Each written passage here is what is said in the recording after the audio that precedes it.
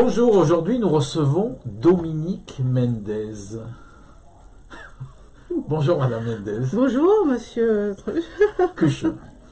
Soyez le bienvenu, soyez la bienvenue, excusez-moi. Nous vous recevons dans le cadre des entretiens de la Glorieuse, publiés tous les mardis matins depuis 8 ans. Alors Dominique, vous me permettez de vous appeler? Oui, Dominique. je vous en prie. Donc vous êtes permanente syndicale FO à la mairie et au SCCAS, Oui, déléguée à la com. oui, Vous êtes à la mairie de Montpellier depuis 88 c'est ça. et vous êtes au syndicat FO depuis 2005.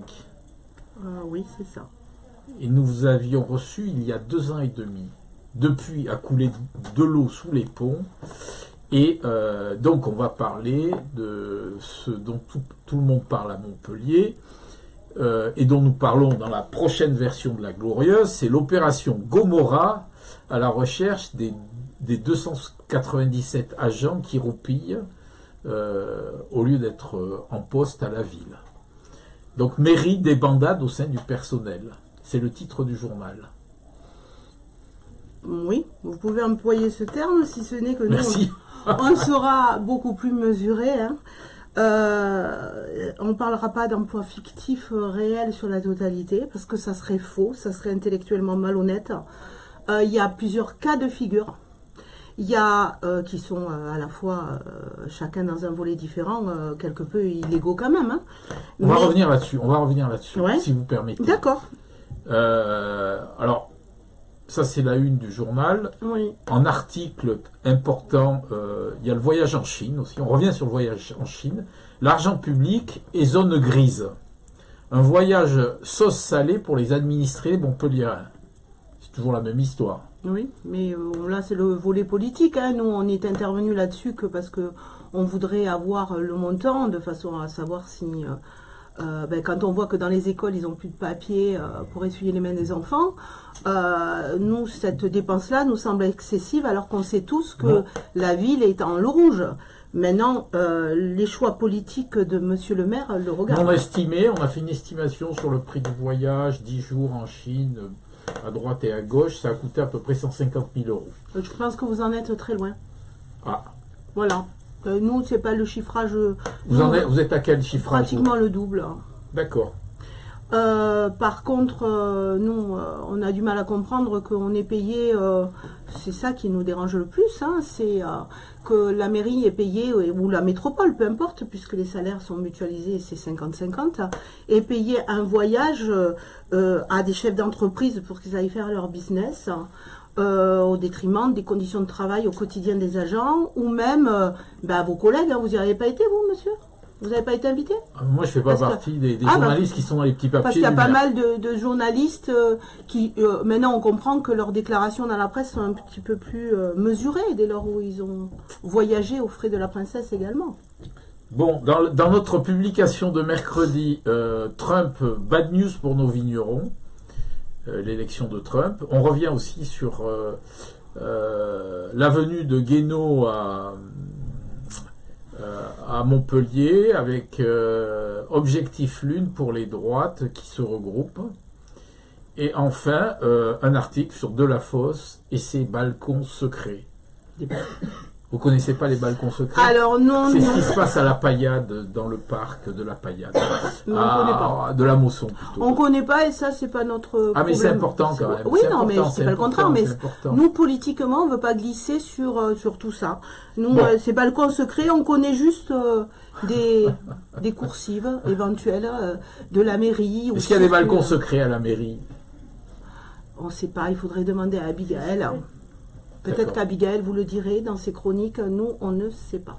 Bon, alors Dominique Mendez, donc opération Gomorrah, jeudi, vendredi, ils sont même revenus lundi, donc des policiers qui débarquent en voiture, un petit peu comme des cow-boys, des dizaines de voitures qui montent dans les étages, c'est du jamais vu ça. Si on avait vu un petit truc, mais il y a très très très longtemps, quand les fossoyeurs s'étaient fait arrêter et certains personnels, quand il y a eu tout ce scandale au niveau du cimetière, hein, le trafic de dents, d'or, etc. Ça avait été un peu comme ça aussi. Là, nous, on vous en dira depuis 88, il n'y en a pas eu tellement d'opérations comme ça. Non, je vous dis, l'opération pour les cimetières à l'époque, mais après non, il n'y en a pas eu, mais bon, chacun son taf, hein, s'ils l'ont fait, c'est qu'ils avaient le droit de le faire. Dominique, on s'était vu il y a 2 ans. Ouais. Le rapport de la Cour de la CRC était sorti déjà. Je vous ai posé la question sur la Web TV sur les 297 agents payés et à la maison. Et depuis combien de temps ça dure? Parce que moi j'ai entendu dire que depuis 2004, les emplois fantômes à la mairie ont diminué de moitié. Non, mais ça, attendez, il y a la réalité. Il y a que mettons-nous derrière les mots. Et la réalité, c'est pas ça.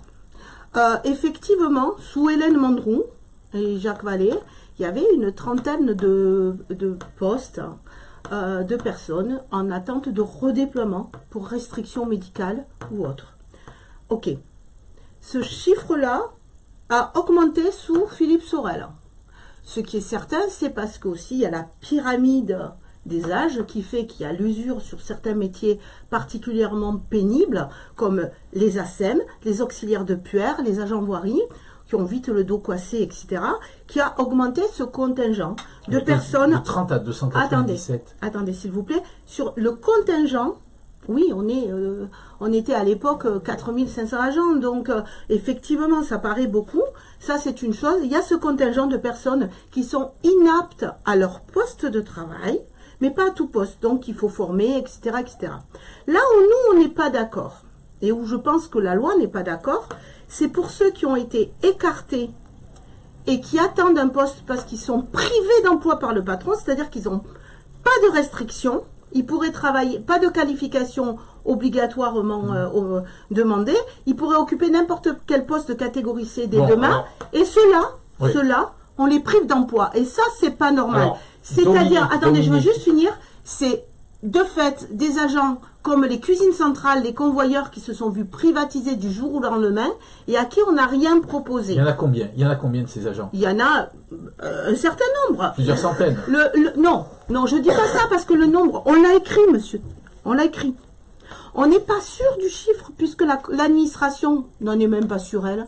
Il y a même un agent qu'on a retrouvé au bout de 10 ans dans les coulisses ou dans les balcons, appelez ça comme vous voulez, qui a complètement été oublié par le système. Donc ça, on en est là. Donc après, ce qu'on sait, c'est qu'il y a aussi des placardisations. Monsieur Hassanian a dit dans un journal local que non, qu'on lui donne les noms, on en a pouffé de rire. Il est bien conscient de la situation puisque lui-même a dit en CST, et on a tous les PV qui en attestent, on ne peut pas continuer à accepter cette situation. On arrivera à mettre en place, là aujourd'hui il dit aussi dans la presse qu'il a mis en place un système de passerelle, d'accompagnement, mais c'est faux. C'est pas lui qui l'a mis en place. Moi, j'ai une question Ça fait des années que les syndicats travaillent là-dessus. Les auditeurs, ils veulent savoir, est-ce qu'on a les vrais chiffres de l'absentéisme? Non, je suis incapable de vous les donner. Est-ce que M. Hassanian les a? Non. Il n'est pas capable de les donner. Parce qu'il y a des oui, il y a des agents qui sont payés chez eux. Et c'est grave. C'est grave parce qu'ils sont privés d'emploi par l'employeur et qui voudraient venir travailler. Arrêtons de dire que les fonctionnaires de Montpellier, des collectivités territoriales, sont des feignants qui profitent du système. Alors, non, c'est inadmissible. Ce n'est pas la réalité. Il y en a beaucoup qui travaillent. Il y a la majorité qui travaille. Encore heureux. Il y a plus que la majorité. Alors, est-ce que, moi, dans mes calculs, les emplois fantômes ont diminué de moitié? Mais ce n'est pas des emplois fantômes. Les emplois fantômes, c'est quand quelqu'un est inscrit sur le tableau des effectifs et ne s'est jamais présenté à son poste de travail. Ce qu'on appelait à l'époque, et il y en avait, et vous le savez, et on le sait tous, des emplois dans certains quartiers, dans certaines communautés, pour arriver à faire d'autres choses. C'était dans toutes les villes de France. Mais maintenant, ces emplois-là, les écarter en fonction de qui est élu, c'est tabou, mais ça existe dans toute la France. Sauf que nous, ben, ça fait Montpellier, on fait la une sans arrêt, peu importe les maires qui se succèdent. Et oui, le chiffre grossit. Et oui, la DRH est dans l'incapacité de nous donner la réalité des chiffres. Je ne sais pas comment ils la donneront à la Cour des comptes ou à la Brigade des financières parce qu'ils ne savent pas où ils campent. Voilà, il n'y a pas d'autre mot. Donc on ne sait pas combien il y en a qui sont absents pour raison médicale. Non, pour raison médicale à peu près. Après, ce qu'ils ne disent pas quand même, et c'est ce qui est scandaleux. Il y a des tableurs. Oui, bah, écoutez, les tableurs de notre DRH à nous fonctionnent très mal. Maintenant, je vais vous dire autre chose.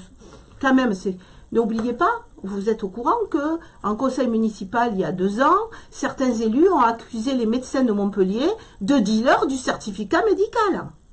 Oui. Dealers du certificat médical. Ce qui est scandaleux pour cette corporation, pour les médecins. Et je me demande pourquoi ils n'ont pas réagi un peu plus violemment. Non. Par contre, il faut savoir que la DRH place même sans certificat des agents en maladie. Sans certificat. Il les place en maladie d'office. Ça, c'est scandaleux et c'est illégal. C'est de l'argent public. Nous, on ne veut pas se mêler de la politique à Force ouvrière. Mais moi, je vais vous dire quelque chose. Au nom du bureau de Force ouvrière Ville, nous, on ne peut plus accepter qu'on le dénonce depuis des années et des années. On ne peut plus accepter que par rapport à nos collègues qui vont travailler et qui se voient imputer leurs primes IFSE ou leurs primes de fin d'année, CIA, etc., parce qu'ils ont été absents, même s'ils ont adopté des gosses, eh ben, ils se voient impacter des primes. Et ceux qui sont à la maison, eh ben, ils sont payés, quoi qu'il arrive, ils sont payés dans leur intégralité. Ça, ce n'est pas normal. Ce qui veut dire que quand le statut va changer et qu'il va réduire aux fonctionnaires qui font la une en ce moment 10% de leur rémunération, eh ben, ceux qui sont positionnés chez eux à plein traitement, on ne les touchera pas puisqu'ils ne seront pas absents. Alors, il y a le cas quand même. C'est inéquitable. Il y a 2 cas qui sont exceptionnels dans cette ville. C'est le directeur de cabinet qui est resté chez lui pendant plusieurs mois payé. Oui. Il y a la directrice de cabinet, Valérie Arnal, qui est absente depuis fin mars. Est-ce que vous avez des nouvelles de ces personnes du cabinet? Alors, nous, on n'est pas proche de Valérie Arnal. On sait que, malheureusement, elle serait malade, donc on ne va pas taper sur une ambulance. C'est pas on la voit sur les réseaux, sociaux en pleine forme. Mais nous, on ne se positionnera pas là-dessus parce que ça serait maladroit et inapproprié. Par contre, je vais vous parler, nous, on veut bien vous parler de Grégory Besonnet. Parce que Grégory Besonnet, le seul syndicat qui en instance a voté contre le fait que M. Nice veuille le passer de directeur de cabinet à directeur général délégué, quand même, c'est notre syndicat. Nous, on s'y opposait. On s'y opposait quand il y a eu la présentation. Alors, il a fait quoi? Il l'a fait voter à la métropole. Voilà, parce que là-bas, c'est passé. Nous, on est contre. Alors, et ce monsieur, pendant des mois, il a été payé aussi à la maison. Oui, il a été payé. Alors, lui, c'est le top du top. Il est payé par la ville et par le CCAS. Alors, c'est une pratique qui existe depuis très longtemps à Montpellier. L'ancien DIRCAP de Fraîche était payé comme ça. Alors, pourquoi on fait tant de foin pour Besonnet? Attendez. Il y a un jeu d'écriture qui veut dire qu'on peut être... C'est ce qui était sur le président Georges Frêche. Ce qui était dit. Le président Georges Frêche ne s'est jamais fait attaquer pour malversation de près ou de loin. Je tiens à le dire, Madame Mandrou non plus, et les autres qui ont suivi non plus. Aujourd'hui, ce qui se passe, c'est que avec l'accord de Monsieur le maire ou pas, parce que Monsieur le maire, lui, il botte en touche. Depuis le début, il dit « je ne suis pas un maire RH ». Très bien, mais il laisse faire son directeur des services, son directeur général des services. Aujourd'hui, eh ben, de toute façon, la responsabilité pénale, c'est bien le maire qui l'a. Donc, peu importe. Ce qui se passe, c'est que le directeur général des services ou le directeur de cabinet, qui est maintenant un directeur général des services adjoints ou délégués, on l'appelle comme on veut, ils ont leur rémunération à temps plein par la métropole, à temps plein, avec la reversion mairie, puisqu'ils sont mutualisés, moite-moite. Et c'est un cumul d'activités qui se sont octroyées et qu'ils ont fait signer par la DRH par arrêté. On peut le dire puisqu'on les a vus et on sait que la justice les a. Donc, monsieur le directeur général des services, il a 15% en tant que conseiller technique aux élus. 15% de sa rémunération, alors qu'il a un poste déjà à 200% à la ville, 200% à la métropole. C'est énorme d'être DGS de la 7e ville de France mutualisée. Et bien malgré ça, il arrive, donc peut-être la nuit, j'en sais rien, à pouvoir conseiller les élus 15% de plus. Ça, c'est inadmissible au même titre que ces 717 euros ah oui, de les prime, 717 euros de prime d'indemnité de résidence. D'indemnité de résidence d'Olivier Nice alors qu'il a un logement de fonction. C'est ça. Donc nous avons Comment vous l'expliquez ça? Alors moi, je ne l'explique pas. Donc nous, pour Force Ouvrière, on l'a dénoncé à plusieurs reprises durant les instances en CST et les PV en attestent. On nous a répondu que c'était légal. Aujourd'hui, on veut la preuve que c'est légal. Et on dit, bon, ben, puisqu'il y a une enquête de la brigade financière qui est relativement sérieuse, on verra si c'est légal, au même titre que c'est 15% de cumul d'activité. Nous, on est contre. Comment on peut faire un cumul d'activité qu'on se signe soi-même ou qu'on fait signer à sa subordonnée? Il y a un problème. Donc, heureusement, pour la mairie de Montpellier, ce n'est pas les élus politiques qui ont signé ce genre d'arrêté. Idem pour les autres.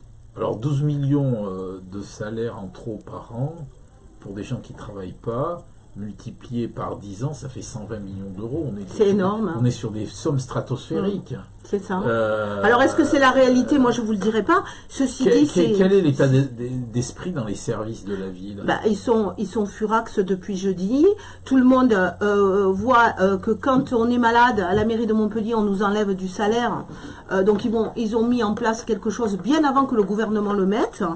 Donc à la mode montpelliéraine, on est absent, on nous enlève une partie du salaire. Au bout d'un mois, on perd 33% à peu près puisque c'est l'IFSE, le RIFSEP. Et au final, je veux dire, quelqu'un qui est en dialyse et qui est fatigué, ou un diabétique lourd qui a besoin de faire des soins, etc., il se voit sanctionné. Et en dehors de ça, on a des agents payés à la maison qui, eux, je vais vous dire un truc, hein. Le burn-out c'est une chose, l'inverse c'est pire. Nous on a rencontré des collègues qui sont privés d'emploi par l'employeur, parce que je répète, c'est pas des emplois fictifs, ce sont des emplois privés. Voilà, c'est le maire qui décide de priver d'emploi des agents titulaires. Et ça c'est grave. Le terme est très grave. Et ces agents-là, il y en a qui pètent les plombs à la maison, qui sont au fond du trou, qui se sentent inutiles. Il y en a qui ont été mis dans une situation comme ça après 25 ans de boîte et qui n'ont pas de famille et qui restent à la maison et qui ne savent plus que faire. C'est inadmissible, c'est cruel, c'est de la maltraitance. Comment doivent être les contrats de cabinet selon FO? Comment devraient être les contrats de cabinet, c'est-à-dire combien il y en a? Donc combien il devrait y en avoir, comment ils doivent être? Alors combien il doit y en avoir, c'est pas Force Ouvrière qui le décide, c'est la loi. Mais comment ils doivent être régis? Parce qu'on a l'impression que ça part dans tous les sens. On a l'impression qu'ils sont très nombreux, oui. Maintenant, ils sont malins aussi. Il y en a certains qui sont affectés officiellement dans des services, comme chargés de mission ou autre. Ça noie un peu le poisson. C'est de bonne guerre, ça a toujours été le cas. Mais par contre, un cabinet aussi fourni, parce que nous, on l'a jamais vu. On avait eu des papiers, là, on s'était procuré de papiers il y a quelques mois. On avait vu qu'il y en avait à peu près... qui dépendaient directement du cabinet, il y avait plus de 130 personnes. Oui, parce qu'on y compte les... Alors, entre-temps, ils se sont mis à jour parce que, par exemple, le protocole, d'autres services qui dépendaient du cabinet ont été mutés sous les ordres du DGS, officiellement sur papier. Après, dans la réalité, c'est pas ça. Mais quand même, ils considèrent que là, ils sont plus membres du cabinet. Donc, ça fausse un peu. Par contre, le cabinet lui-même, avec nous, on n'a jamais vu ça. Un directeur de cabinet à la ville, un à la métro, une directrice de cabinet adjointe à la ville, une à la métro, un chef, enfin ça ressemble à un chef de cabinet adjoint, plus les collaborateurs, plus ça ressemble à une armée mexicaine quand même. J'espère qu'ils sont efficaces. Aujourd'hui, est-ce que la gouvernance vous respecte? Non, on est méprisé. On est méprisé. Monsieur le maire, il a dit, c'est son choix politique, il a dit que dès qu'il est arrivé, qu'il ne serait pas un maire RH, qu'il était là pour mettre en place des lignes politiques, c'est son choix. Il a mandaté son DGS, et puis le fait que tout le monde soit mutualisé, on ne voit personne. On n'a aucune réponse à nos lettres. Est-ce que vous auriez des raisons de faire un signalement au procureur? Nous, pour Force Ouvrière, on s'est posé la question à plusieurs reprises. À plusieurs reprises, on s'est posé la question. On ne dit pas qu'on ne le fera pas, on ne dit pas qu'on le fera. C'est une décision qu'on doit prendre collectivement dans notre bureau, le faire voter aussi à notre conseil d'administration pour être sûr d'eux. Mais je pense que oui, ça va être dans les clous à un moment sur le mode de gestion du comité d'entreprise, du COSC. Oui, où on n'est pas d'accord sur ce qui s'y passe. C'est de l'argent public, c'est pas net. On a saisi le maire. il a mandaté un cadre de la DRH pour faire soi-disant de la transparence, c'est pire. Donc c'est de l'argent public, on n'est pas d'accord sur son fonctionnement, on ne dit pas qu'il y a des malversations, on dit simplement que le mode de gestion est trop obscur pour qu'on l'accepte. Donc oui, il est possible qu'on fasse... De quelle façon cette obscurité? Bah, y a du personnel géré, un peu détaché, géré... c'est pas très net, qui partent en voyage gratuitement. Il y a des bons cadeaux qui sont avec une entreprise on ne devrait pas. Il y a en fait tout ça, il faut s'ouvrir la dénoncer. On n'est pas le seul. Du comité d'entreprise. Oui, du COSC, du centre du comité d'œuvre sociale. Voilà. Après, nous on considère aussi que ça aussi c'est de l'argent public. Alors quand on voit les décharges syndicales octroyées qui ne sont pas chiffrées. Il y a plein de choses qui ne sont pas chiffrées, qui n'apparaissent pas dans les comptes. Et là, on est en novembre, on n'a toujours pas bouclé les comptes et c'est pas. Une dernière question, Madame Mendes. Pourquoi le DGS, il a laissé filer complètement les relations humaines dans cette mairie? Parce qu'il s'en fout, il n'est pas humain, probablement, j'en sais rien. Moi, je suis pas dans sa tête, hein, mais il n'est pas très humain, hein, on le voit, parce que je vais vous donner un exemple. Quand on est passé sur la carte ticket resto, on y a tous dit qu'on n'était pas d'accord parce qu'on préférait avoir des tickets. Et pour donner à nos enfants, pour donner à des SDF, etc. Et et que certains en avaient besoin pour aller manger. Et il nous a dit non, pour faire ses courses, on prend un billet de 50 €. Il ne se rend pas compte que nous, les billets de 50 € pour les catégories C, dès le 3 du mois, il n'y en a plus, quoi. Voilà. Donc ce côté-là, un peu, voilà, il est souvent arrogant. Et c'est parce que je crois qu'il est à 10 000 lieues. Il ne sait pas ce que c'est que de manquer, peut-être, j'en sais rien. Il ne sait pas ce que c'est que les salaires de la fonction publique territoriale, parce qu'on est monté du doigt, mais on est sous-payé. On est sous-payé. Donc, voilà. Très bien, je vous remercie pour la qualité de cet entretien. C'est bien. Merci.